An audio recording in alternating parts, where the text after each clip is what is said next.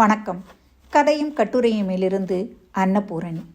இன்றைக்கி Jeffrey ஆர்ச்சரோட டகி Mortimer right ஆம்ன்ற சிறுகதை எடுத்துகிட்டு வந்திருக்கேன் சொல்கிறதுக்கு. ஆர்ச்சர் எப்படின்னா, சில கதைகள் கற்பனை முழுக்க கற்பனையாகவும், சில கதைகள் உண்மை நிகழ்வை கொஞ்சம் எடுத்துகிட்டு கற்பனை கலந்து கதையாகவும் எழுதப்பட்டதாக அவர் சொல்லியிருக்காரு ஒரு இன்டர்வியூவில். இந்த கதையானது உண்மையில் நடந்த நிகழ்வு, அதில் கொஞ்சம் கற்பனை கலந்து இந்த கதையை எழுதியிருக்காரு. இந்த கதை நடக்கக்கூடிய காலகட்டம் 1970. ஆனால் கதையின் உண்மையான நிலை நடந்தது 1907, 8, 9 நடந்ததை கதையை எழுதியிருக்காரு. கதையை பற்றி சொல்கிறதுக்கு முன்னாடி, இந்த கதை போட் ரோயிங் பற்றி. நம்ம கேரளாவில் பார்த்துருப்பீங்க படகு போட்டி. அந்த மாதிரியான படகு போட்டி வெளிநாடுகளில் ரொம்ப பிரசித்தம். இன்னும் சொல்லப்போனால், நான் இங்கே வசிக்கக்கூடிய நியூசிலாந்தில் ஆக்லாண்டை சிட்டி ஆஃப் செயில்ஸ்ன்னு சொல்லுவாங்க. செயிலிங் ரொம்ப பிரசித்தி பெற்ற ஊர் இது. கதையை சொல்ல ஆரம்பிக்கட்டுமா? இந்த கதையின் நாயகனுடைய பேர் நண்பர்களாலையும் வீட்லேயும் எல்லாரும் கூப்பிடுற பேர் பாப். ஆனால் இவனுடைய சொந்த பேர் ராபர்ட் ஹென்ரி கெஃபர்ட் 3. இவங்க அப்பா ராபர்ட் ஹென்ரி கெஃபர்ட் 2.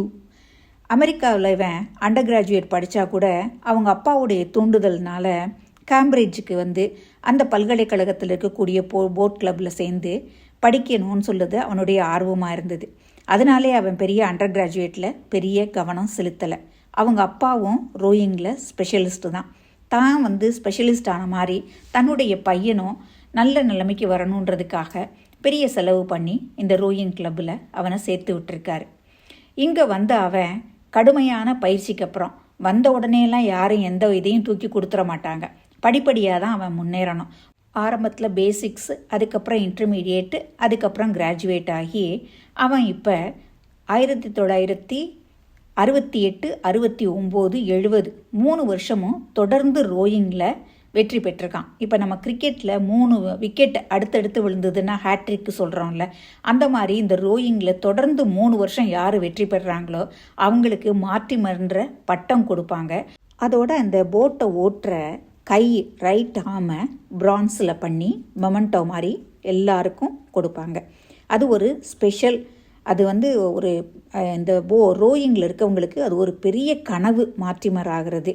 அந்த மாதிரி இவன் 3 வருஷமாக தொடர்ந்து புட்னிலேருந்து மார்ட்லேக் வரைக்கும் 3 ரேசஸ்ஸு 3லேயுமே இவன் ஜெயிச்சிட்டான். இதை பார்க்குறதுக்காக அவங்க அப்பா 3 ரேஸுக்கு வந்திருந்தார். அவருக்கு தலைகொள்ளாத சந்தோஷம், தான் அடைய முடியாத மார்டிமர் பதவியை தான் பையன் அடைஞ்சிட்டான்ட்டு. அப்போ அவன் திரும்பி அமெரிக்காவுக்கு வர வேண்டிய சூழ்நிலை. அப்போ அவங்க அப்பா சொல்லிட்டு போகிறாரு, நீ திரும்பி வர்றதுக்கு முன்னாடி இந்த போட் கிளப்புக்கு நீ ஏதாவது உன்னுடைய ஞாபகார்த்தமாக செய்துட்டு வரணும்.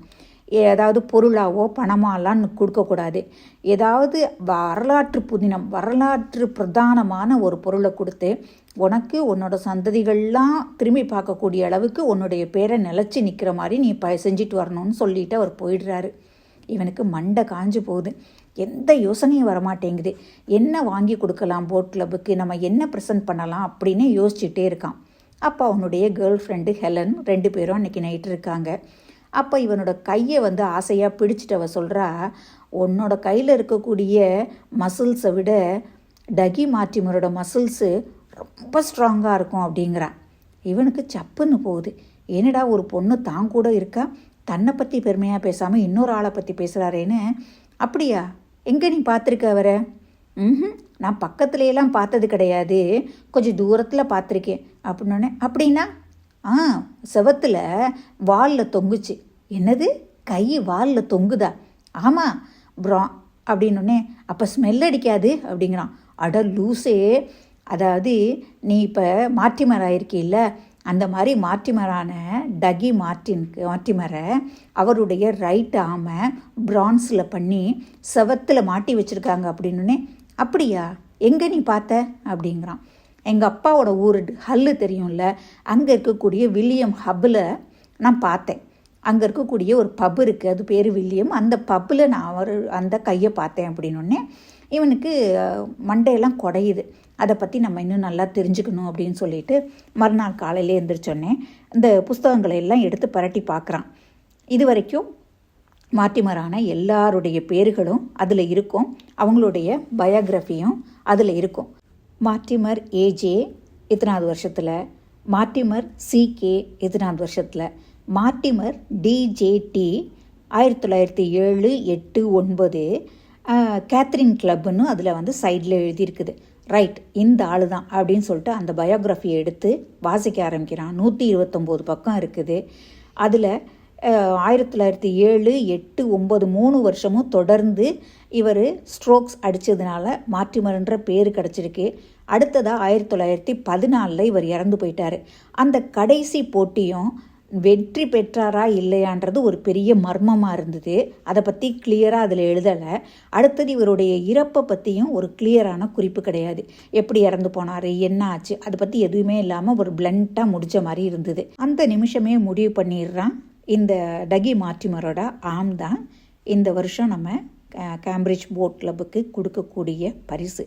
இதை எப்படியாவது போய் நம்ம அந்த பப்பிலேருந்து வாங்கிட்டு வந்துடணும்னு சொல்லிட்டு அங்கேருந்து எக்ஸ்சேஞ்சுக்கு ஃபோன் பண்ணி ஹல்லில் இருக்கக்கூடிய வில்லியம் பப்போட நம்பர் கேட்குறான்.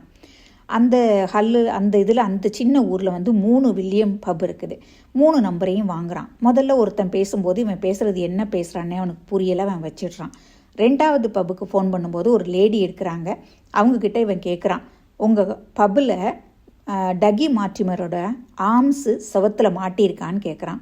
ஒரு செகண்ட் அவள் கொஞ்சம் புரியாமல் முழிச்சிட்டு அப்புறம் சுதாரிச்சுக்கிட்டு, ஆமாம் எதுக்கு கேட்குறீங்க அப்படின்னோடனே, அப்படியா ரொம்ப தேங்க்ஸ் அப்படின்னு சொல்லிட்டு ஃபோனை வச்சிடுறான். அதுக்கப்புறம் அந்த பப்புனுடைய டைமிங்ஸ் எல்லாம் பார்க்குறான். சாயங்காலம் 7 மணிலேருந்து ராத்திரி 2 மணி வரைக்கும் திறந்துருக்கோன்றிருக்கு. அப்போ அங்கேருந்து இவன் இருக்கிறது கேம்பிரிட்ஜு, அங்கேருந்து ஹல்லுக்கு போகிறதுக்கு எவ்வளவு தூரம்லாம் கணக்கு போடுறான். இப்போ மாதிரியெல்லாம் ரொம்ப டிரான்ஸ்போர்ட் வசதியெல்லாம் கிடையாது. கேம்பிரிட்ஜிலிருந்து பீட்டர்ஸ்பர்க் வரைக்கும் ஒரு ட்ரெயின் எடுத்து, பீட்டர்ஸ்பர்க்லேருந்து டான்காஸ்டர் வரைக்கும் ஒரு ட்ரெயின் எடுத்து, அதுக்கப்புறம் ஒரு சின்னதாக டாக்ஸி ஒரு 5 கிலோமீட்டருக்கு டாக்ஸி வச்சுக்கிட்டு ஹல்லினுடைய அந்த வில்லியம் பப்புக்கு போய் சேர்றான் 6:30க்கு. இன்னும் 1/2 மணி நேரம் இருக்குது அதை பப்பு திறக்கிறதுக்கு. அப்போ அந்த 1/2 மணி நேரத்தை போக்குறதுக்காக அப்படி நடந்துக்கிட்டு இருக்கும்போது அடுத்த தெருவில் சின்ன பிள்ளைங்க ஃபுட்பால் விளையாடுறாங்க. இந்த பக்கம் தெருவு ஒரு கோல்னால் அந்த பக்கம் எண்டு ஒரு கோல்னு வச்சு ஜன்னல் கிண்ணல்லாம் உடைக்காமல் பிள்ளைங்க அற்புதமாக விளையாடுறாங்க. இதை பார்த்துக்கிட்டு இருக்கவன்கிட்ட அவங்க அந்த பிள்ளைங்க கேட்குதுங்க, நீயும் வர்றியா விளையாட்டுக்குன்னு. இவன் சொல்கிறான், எனக்கும் இதுக்கும் ரொம்ப தூரம், நான் விளையாண்டேன்னா கண்டிப்பாக யார் வீட்டு ஜன்னலையாவது உடச்சிருவேன் அப்படின்னு சொல்லிட்டு அந்த பிள்ளைங்க விளையாடுறதை பார்த்துக்கிட்டு இருக்கும்போதே 7 மணி ஆயிடுது. அவன் பப்புக்கு திரும்பி வர்றான். பப்பு ஓப்பன் ஆகிருக்குது. என்ட்ரன்ஸில் இருக்கக்கூடிய ரிசப்ஷனில் 3 பேர் டிப்டாப்பாக ட்ரெஸ் பண்ணிக்கிட்டு இவனையே குறுக்குறுன்னு பார்க்குறாங்க. ஏன்னா அந்த லோக்கல் சின்ன ஊருன்றதுனால அந்த லோக்கலில் இருக்க அத்தனை பேரையும் ஒருத்தருக்கு ஒருத்தர் நல்லா தெரியும். யாரோ ஒரு புதுசாக ஒருத்தன் வந்திருக்கானே, பார்க்கவும் அமெரிக்கன் மாதிரி இருக்கானே, சரியான 6 அடி உயரத்தில் இருக்கானேன்னு பார்க்குறாங்க. இவன் உள்ளே வரும்போது ஒருத்தன் மட்டும் அந்த கவுண்டர்லேருந்து வெளியே மே ஹெல்ப்பின்னு சொல்லி கூட்டிகிட்டு போய் ஒரு இடத்துல உட்கார வைக்கிறான். என்ன கொண்டு வரட்டும்னு கேட்கும்போது, உங்கள் பப்பில் என்ன ரொம்ப சிறந்த ட்ரிங்க் இருக்கோ அதில் எனக்கு ஒரு 1/2 பிண்ட் கொண்டு வான்னு இவன் சொல்கிறான். சரின்னு போய் அதில் நல்ல ஒரு ட்ரிங்க்கில் 1/2 பிண்ட் கொண்டு வந்து வைக்கிறான். அதை சாப்பிட ஆரம்பிக்கிறான். அந்த 3 பேருமே இவனை லேசாக குறுகுறுன்னு பார்க்குறது இவனுக்கு ஏதோ அன்னீசியாக இருக்குது. அந்த சமயத்தில் 4 பேர் பப்புக்கு வந்ததுனால அவங்களுடைய டிஸ்ட்ராக்ஷன் ஆகி அவங்க கஸ்டமர்ஸை கவனிக்க போயிடுறாங்க. அப்போ இவன் மெதுவாக அந்த பப்பை சுற்றி பார்க்க ஆரம்பிக்கிறான். கரெக்டாக கவுண்டருக்கு மேலே இந்த டகி மார்ட்டிமரோட ஆர்ம்ஸு நல்லா பழப்பழன்னு ப்ரான்ஸில் மேலே மாட்டப்பட்டிருக்கு. அதை பார்த்துட்டு இருக்கும்போதே இவனுடைய ட்ரிங்க் முடிஞ்சிருது. அப்போ அந்த கவுண்டரில் ஒரு லேடி நிற்கிறாங்க. ஆம்பளைங்க எல்லோரும் சர்வ் பண்ண போயிட்டாங்க. இவன் மெதுவாக எழுந்திரிச்சு அந்த லேடியை பார்த்து போகிறான். அப்போ அவள் கேட்குறா, நீ புது ஆளாக இருக்கியே இந்த ஊருக்கு, ஐ யூ ஃப்ரம் அமெரிக்கா அப்படிங்கிறா. ஆமாம் அப்படிங்கிறான். எதுக்கு இந்த ஊருக்கு வந்திருக்கு அப்படின்னு கேட்குறான். டகி மார்ட்டிமரோட ஆர்ம்ஸை பார்க்க வந்தேன். அமெரிக்காவிலேருந்து இந்த ஆர்ம்ஸை பார்க்குறதுக்காக வந்தியா அப்படிங்கிறா.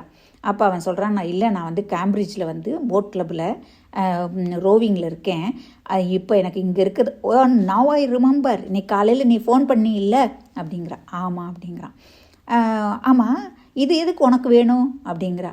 அதுக்கு முன்னாடி நீங்கள் சொல்லுங்கள், உங்களுக்கு எப்படி இந்த ஆர்ம்ஸ் கிடச்சிச்சு அப்படிங்கிறான். ஓ, அது ஒரு பெரிய கதை. எங்கள் தாத்தா ஃபிஷ்ஷிங்கில் ரொம்ப இன்ட்ரெஸ்ட் அவருக்கு வீக்கெண்ட் ஆனால் கண்டிப்பாக 2 நாளும் ஃபிஷ்ஷிங்க்கு போயிடுவார். சில சமயம் ஃபிஷ்ஷோடு வருவார், சில சமயம் வெறுங்கையோடு வருவார். ஒரு தரம் இப்படி தான் அவர் ஃபிஷ்ஷிங் போயிருக்கும்போது ஒன்றுமே கிடைக்கல. நடுக்கடல் வரைக்கும் போய் பார்த்துட்டாரு. அப்போ இதுதான் அவர் கையில் கிடச்சிது. வீட்டுக்கு கொண்டு வந்தால் வீட்டில் ஒரே திட்டு, இந்த குப்பையை தூக்கிட்டு வந்தியேன்னு. தூக்கி போடுற சமயத்தில் நான் தான் சொன்னேன், மஸ்லியாக நல்லா இருக்கு, நம்ம பப்பில் மாட்டி வச்சோன்னா வர்ற ஆண்களுக்கெல்லாம் இது ஒரு மோட்டிவேஷனாக நல்லா இருக்கும் அப்படின்னு சொல்லி நான் தான் கொஞ்சம் பாலிஷை போட்டு கொண்டு வந்து வச்சேன் அப்படிங்கிறா. அப்படின்னு சொல்லிட்டு உனக்கு எதுக்கு இது அப்படிங்கிறா. நான் இதை விலைக்கு வாங்கிக்கலாமாங்கிறான். என்னது விலைக்கா? யார் உனக்கு விற்கிறேன்னாங்க அப்படிங்கிறான் பக்கத்தில் வந்த ஒரு புருஷன் நின்றுக்கிட்டு. அவள் சொல்கிற, இங்கே பாரு, அது உன்னோடது கிடையாது, நீ பேசாமல் வேலையை பாரு, நான் இவங்கிட்ட பேசிக்கிட்டு இருக்கான், இவன் என்னோட கஸ்டமர் அப்படிங்கிற அவள். இவங்க 2 பேரும் ஒருத்தருக்கு ஒருத்தர் அடிச்சுக்கிறத பார்த்தோன்னே இவன் மனசில் தோணி போயிடுது, கண்டிப்பாக இந்த டீல் நமக்கு முடிஞ்சிடும்ன்ட்டு. அவகிட்ட சொல்கிறான், நான் வந்து உனக்கு 200 பவுண்டு கொடுக்குறேன், எனக்கு இந்த ஆம்ஸை கொடுத்துட்றியான்னு கேட்டோடனே அவளுக்கு வாய் பிளந்து போய் 200 பவுண்டா இதுக்கா அப்படிங்கிறா. ஆமாம் அப்படிங்கிறான். அப்போ அதை கேட்டுட்டு இருந்தா அந்த புருஷங்காரன் அங்கிட்ட இருந்து, ஓ 200 பவுண்டா, நான் ரொம்ப நாளாக ஒரு கார் பார்த்துக்கிட்டே இருந்தேன், 200 பவுண்டுக்கும் குறைச்சி தான், அதை கொடுத்துட்டு நான் அந்த காரை வாங்கிக்கிறேன்.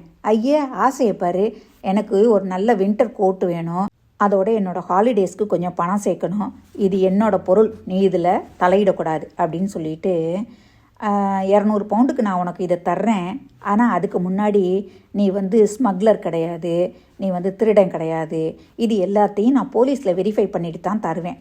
இப்போ நேரம் ஆயிடுச்சு, போலீஸ் ஸ்டேஷன்லாம் மூடிடுச்சு, அதனால் நீ இன்றைக்கி நைட்டு நீ எங்கேயாவது ஸ்டே பண்ணு, நாளை காலையில் நான் போலீஸ் வெரிஃபிகேஷன் பண்ணிவிட்டு உனக்கு இந்த ஆம்ஸை 200 பவுண்டுக்கு தர்றேன், எழுதி வாங்கிக்கிட்டு அப்படிங்கிறான்.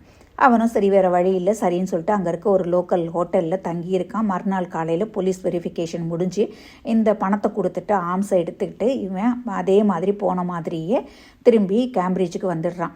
வந்தவன் நேர ஃபர்னிச்சர் ரீஸ்டோர்னு ஒரு இடத்துக்கு போகிறான்.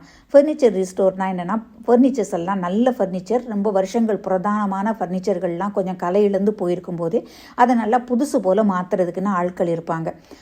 அந்தங்களுக்கு பேர் ஃபர்னிச்சர் ரீஸ்டோர் பீப்புள்னு. அவங்கள்ட்ட கொண்டு போகிறான். அந்த கடையை தேடி பிடிச்சி அவங்கள்ட்ட கொண்டு போய் இந்த ஆம்ஸை கொடுத்து இதை பளபளப்பாக்கி புதுசு மாதிரி தரணும் அப்படின்னு சொல்லி கேட்குறான். அவங்க அதுக்கு 2 வாரம் ஆகும்னு சொல்கிறாங்க.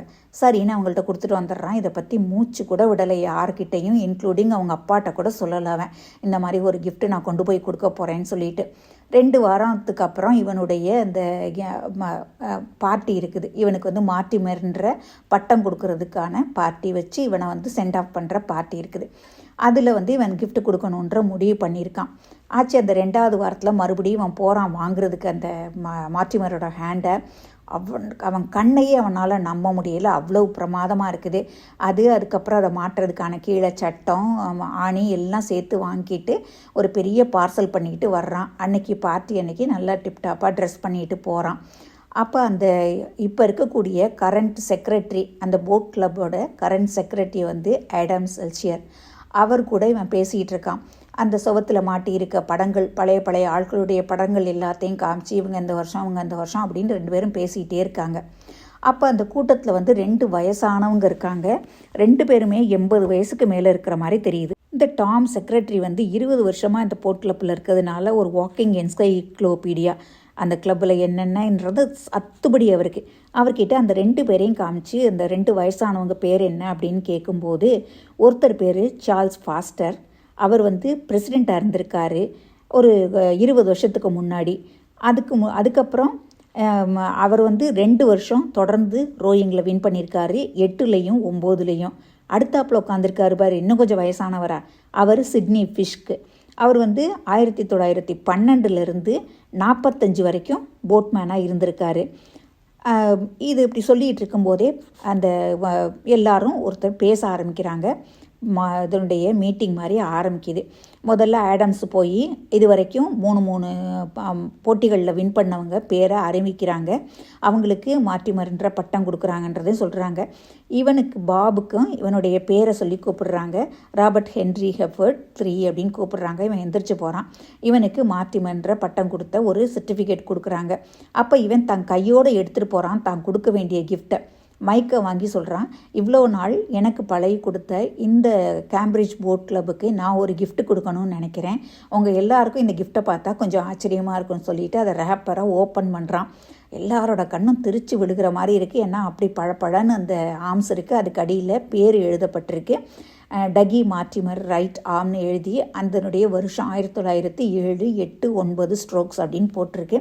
ப்ராக்கெட்டில் அவர் விளையாண்ட கிளப்பான செயின்ட் கேத்தின்ஸ்ன்றதையும் எழுதியிருக்கு. எல்லாரும் அதை ஆச்சரியமாக எந்திரிச்சு நின்று பார்க்குறாங்க, கை தட்டுறாங்க. ஆடம்ஸ் செக்ரட்டரி இருக்கார்ல, அவரோட உதவியோட ஒரு டேபிள் ஒன்று இழுத்து கொண்டு போய் செவத்து ஓரமாக போட்டு இவனே ஏறி நின்று கொண்டு வந்து சட்டத்தை வச்சு ஆணியை வச்சு அடித்து அழகாக அந்த ஆம்ஸை செவத்தில் மாட்டிடுறான். எல்லாரும் கைதட்டுறாங்க. இவன் இறங்குறான். அப்போ இறங்கும்போது கவனிக்கிறான், எல்லாரும் எந்திரிச்சு நின்று இந்த பீஸுக்கு கைதட்டுறாங்க. அந்த 2 வயசானவங்க மட்டும் முறைச்சி பார்த்துட்டு உட்காந்துருக்காங்க. கைதட்டலை, எந்திரிச்சு நிற்கலை, முகத்தில் ஒரு சந்தோஷம் கிடையாது, உருன்னு முறைச்சி பார்த்தபடிக்கு இருக்காங்க. எதுக்கு இவங்களோ கோவமாக இருக்காங்கன்னு மனசில் நினச்சிட்டு வந்துடுறான். அடுத்த நிமிஷமே அதை மறந்துடுறான். அப்புறம் எல்லாரோடையும் பேசிட்டு இவன் ஊருக்கு கிளம்ப வேண்டிய நேரம் வந்தாச்சு இல்லையா, அதனால் எல்லார்ட்டையும் நல்லா பேசிட்டு ரொம்ப நேரம் ஆகிடுது, கிளம்பிடுறான்.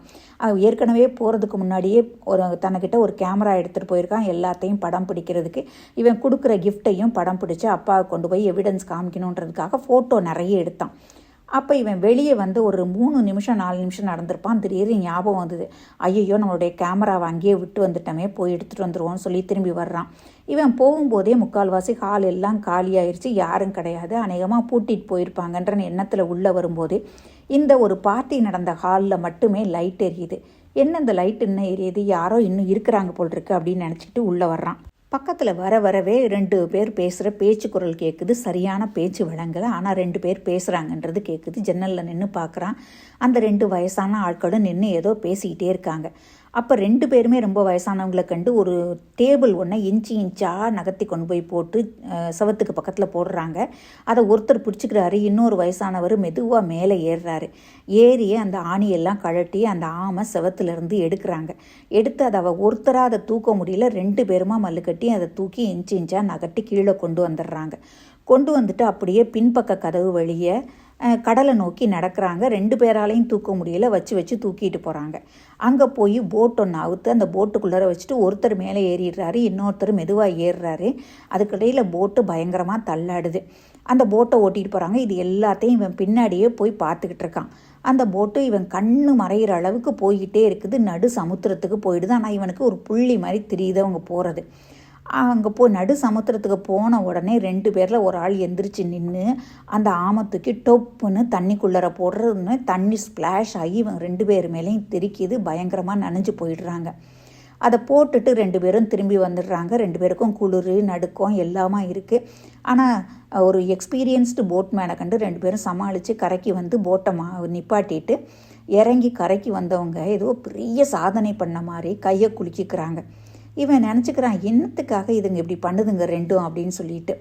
அவங்க 2 பேரும் அந்த பக்கம் போயிடுறாங்க. இவன் நேராக ரூமுக்கு வந்துடுறான். மறுநாள் காலையில் செக்ரட்டரி ஆடம்ஸ்கிட்டேருந்து இவனுக்கு ஒரு மெசேஜ் வருது. ரொம்ப வருத்தமான விஷயம், நேற்று தான் கொண்டு வந்து நீ கிஃப்ட் பண்ண டகி மார்ட்டிமரோட ஹேண்டை இன்றைக்கி அதை காணும் அப்படின்னோடனே இவனுக்கு ஏற்கனவே அது தெரிஞ்சிருந்தா கூட தெரியாத மாதிரி ஆச்சரியமாக அது எப்படி காணாமல் போயிருக்கும் அப்படிங்கிறான். என்னன்னு தெரியல, லோக்கல் போலீஸ்க்கு வந்து விசாரிச்சுக்கிட்டு இருக்காங்க. ஆனால் ஒன்று நான் சொல்லுவேன் உறுதியாக, அதை எடுத்துகிட்டு போனவன் நேரம் பாதி கண்ட்ரியை தாண்டி இருப்பான். ஏதோ ஒரு காரணம் இருக்கணும் அவன் எடுத்துகிட்டு போகிறதுக்கு அப்படின்னு சொல்லும்போது இவன் கேட்குறான் ஆடம் கிட்ட, எனக்கு இன்னொரு உதவி நீங்கள் பண்ண முடியுமா அப்படின்னோடனே கண்டிப்பாக செய்கிறேன் அப்படின்னோடனே இந்த 1907, 8, 9 இந்த 3 வருஷத்தில் படகு போட்டியில் டகி மார்ட்டிமரோட இருந்த யாராவது ஒருத்தவங்க இப்போ உயிரோடு இருக்காங்களா அப்படின்னு கேட்பான். கண்டிப்பாக எனக்கு உனக்கு பார்த்து சொல்ல முடியும்னு சொல்லிட்டு பக்கத்தில் இருக்கக்கூடிய பெரிய லெட்ஜர் புக் எடுத்து கடன்னு பார்க்குறான், வருஷத்துக்குள்ளே பார்க்குறான். அப்போ அவன் சொல்கிறான், ஒருத்தர் வந்து ஹெரால்டு டீரிங்கிறவர் 1909, 10, 11 ராட்லே கேப்ஸுன்ற கிளப்புக்கு விளையாண்டு அவர் ஸ்ட்ரோக்ஸ் அடித்ததுனால அவருக்கு மார்ட்டிமர்ன்ற பட்டம் கிடச்சிது. நிறைய பேர் ஆபிச்சுரி பேரில் வந்துருச்சு அவங்களுடைய பேர். ஆனால் இந்த டீரிங்குடைய பேர் இது வரைக்கும் வரல. ஆனால் நான் மறுபடியும் உங்ககிட்ட சொல்கிறேன், நான் தினமுமெல்லாம் ஆபிச்சுரி காலம் பார்க்கக்கூடிய ஆள் கிடையாது. இவர் வந்து பிஷப்பாக இருந்திருக்காரு சர்ச்சில். 1911 பிஏ படித்தார். அதுக்கப்புறம் 16 எம்ஏ தியாலஜி படிச்சுட்டு ட்ரூரோன்ற நகரத்தில் இருக்கக்கூடிய சர்ச்சில் பிஷப்பாக இருந்திருக்காரு.